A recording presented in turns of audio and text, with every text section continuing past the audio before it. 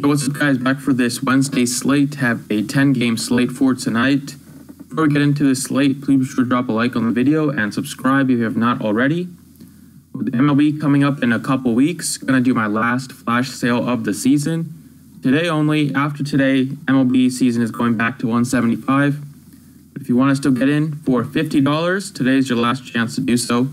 We're gonna be doing both sites. Gonna have an article every day. Gonna have Slack. And if you don't cash, you'll get your money back at the end of the year, at least a 60% win rate. So best deal out there by far. Lots of people are charging like 6 times this or 5 times this or just something ridiculous. So last chance to get in. The website is dfsprocess.net. You can go to the MLB Early Bird tab and you'll be in. And let's get on to this slate. So we have a 10-game slate, like I said. I'm going to start it off at point guard with Rondo, again at 6,000. He has just been playing too well. A guy like Rondo, he's still way too cheap for the amount of minutes he plays, the amount of upside he has. Dropped a triple-double last game against the Clippers. It was a great matchup that time. The matchup is fine again against Denver. It's not as good of a matchup, but with the Lakers being without Kyle Kuzma, it's a lot of usage out there. Brandon Ingram is questionable. If he's out, then Rondo might just play the entire game. Just kidding, but he's going to play like 40 minutes again. There's so much upside playing next to LeBron James. The Lakers are in desperation mode. The playoffs are very slim to none chance of making the playoffs, but until they're eliminated, I would expect them to play hard. So I like Rondo at 6,000. On the other side, I like Jamal Murray at 6,200.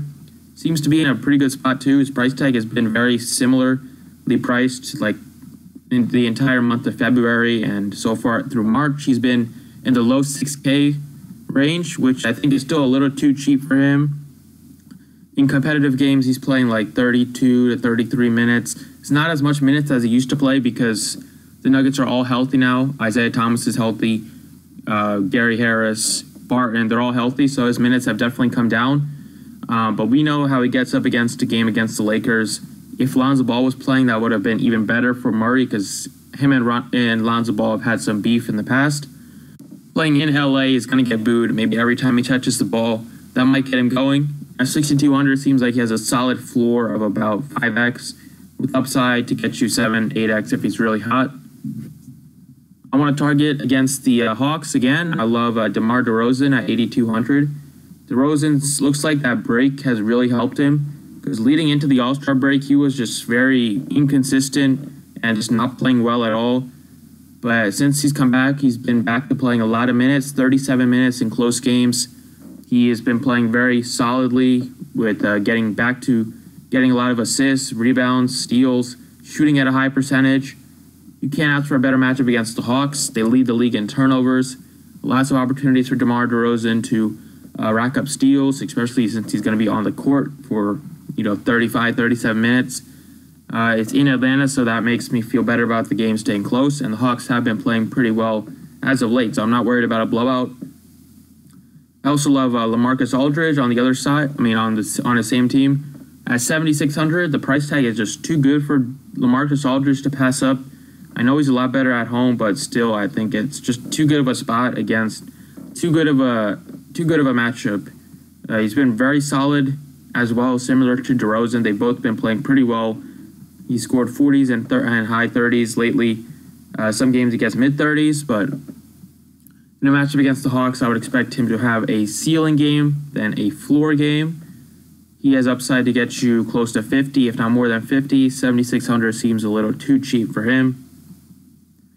I like Alex Len. Again, he's probably going to be, he might be chalk, he might not be chalk because of how much people he crushed last time, but it wasn't really that he crushed you, especially in cash games with him being so chalky. With Dwayne Dedmon doubtful and John Collins questionable, I think Collins is going to be a game-time decision, but Dedmon looks like he's going to sit.